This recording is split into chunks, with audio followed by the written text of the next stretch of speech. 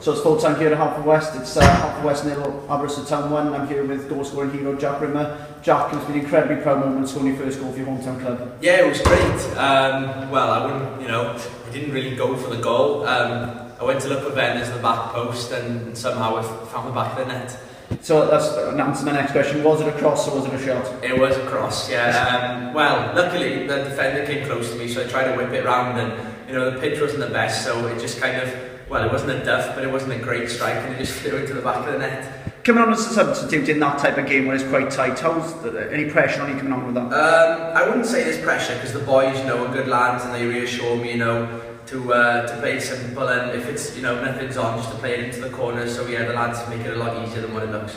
It's been quite a year for you this year. What are you looking for? What are your hopes and dreams for next year coming up? Hopefully push into the starting 11. I know it's could be a long way away, but if I keep working hard, then maybe I can push into that starting 11.